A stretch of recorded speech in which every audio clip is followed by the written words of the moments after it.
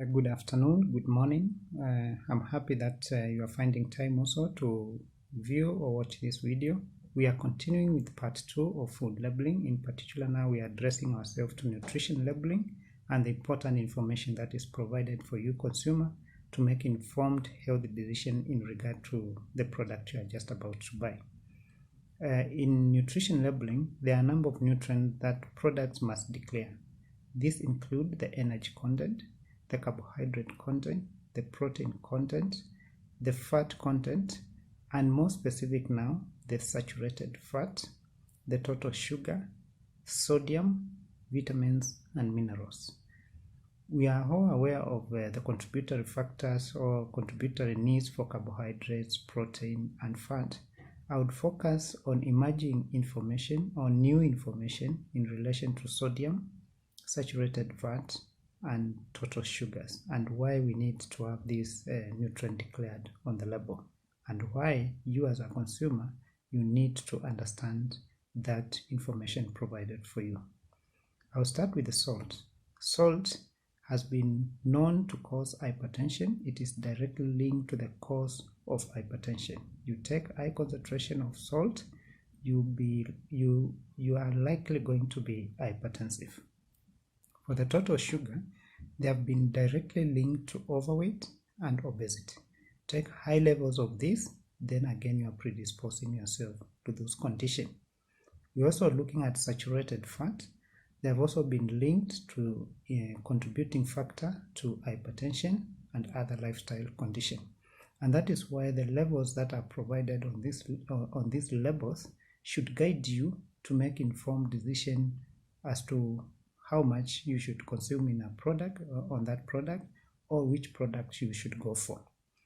It has now been established, for example, in the case of salt, you do not need or you are not required to take more than 2 grams of sodium per day. You convert that to the salt we know, it will be about 4 to 5 grams of salt. That is in a whole day. In the case of saturated fat, you are not expected to take more than 20 grams in a day.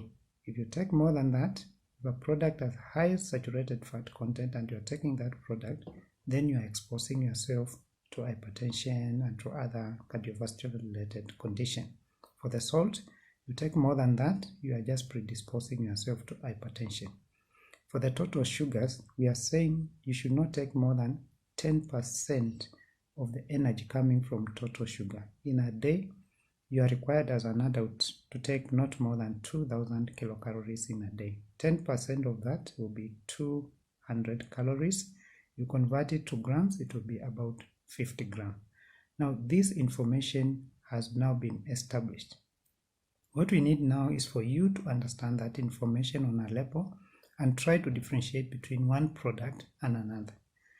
The strong recommendation and guidance I would give at this early stage is that for the 3 nutrients, that is sodium, saturated fat, and total sugar, I would recommend you take the one, or you choose a product which has the least in terms of its content. If you are comparing product A and product B, where one has, for example, 5 milligrams of salt, and product B of similar nature has 2 milligrams of salt, my strong recommendation would be go for the one with the 2 milligrams. It is better than the one with the 5 milligrams. The manufacturers can reformulate and even make this nutrient be even lower than it is today, which will be good. If you can get a product without those nutrients, then that will be a healthier product. But if it has not been declared, it does not mean does not contain that product. Unless it is declared, you cannot say the product does not have the 3 nutrients of concern. Based on the previous presentation of part 1, I have got feedback that sometimes it is good to have visual description, and therefore now I chose to use some pictorial to elaborate on these particular 3 nutrients of concern when it comes to nutrition labeling. Here is how, and this is a cocoa-based product where you have been given information about this product as processed. They have declared the energy content, the protein content, among many others. But my focus would be on the total sugars. In this case, you are told in 100 grams of the product, you'll be getting 75 grams. But they have gone further ahead and told you in that cup you are taking, which is called a serving, you'll find 11 grams of the total sugars. Still in the same cup, for the total fat, you'll find that it will give you about 0.4 grams, which will translate to 0.3 of the saturated fat, our focus for the nutrition labeling. Very, very low, meaning it's a good product in terms of the total sugars, as well as also the saturated fat. Again, when you look at the salt, this product is only giving you 1 milligrams. If you convert it to grammage, you divide by 1,000, it will be 0.001, which is a good product in terms of provision of the total sodium that you are required to take. Remember, in a day you are only supposed to take only 2,000 milligrams, which is equivalent to 2 grams of sodium, equivalent to 4 to 5 grams of normal salt. So this product, if you take a cup of this in the morning, then it means you are safe in terms of this total sodium. You also save in terms of the saturated fat, but I am not sure whether you are safe in terms of total sugars, because it means that if you take 3 cups in the morning, mid-morning, and evening tea, you are already consuming 33 grams of total sugar. This is a decision that you make depending on how your pattern of the food in the day is. Now, this is also another product, which is a fat spread, what we apply to our breads. Again, very good information, a lot of information provided for you. But remember our focus, saturated fat, in this case, we are told is 22 grams per 100 grams of this product. So if you take 100 grams, you're already 22, beyond what we are expecting.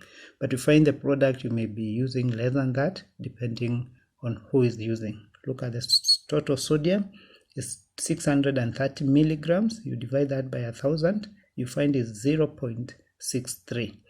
And then finally, when we look at the saturated fat, we have talked about it, the total sugar, given that this is a fat-based product, you will not expect a lot of added sugar, and you find carbohydrates, out of which sugar is less than 0.5 gram, very, very little, because it's a fat content.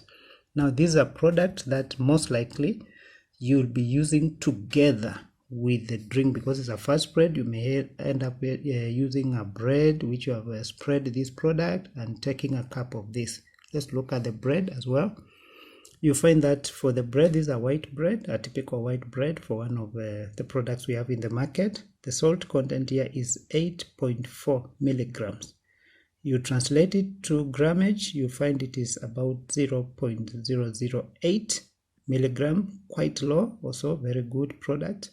And also you see the energy content 264, but they have not told us how much is the added sugar in this product and how much is the saturated sugar.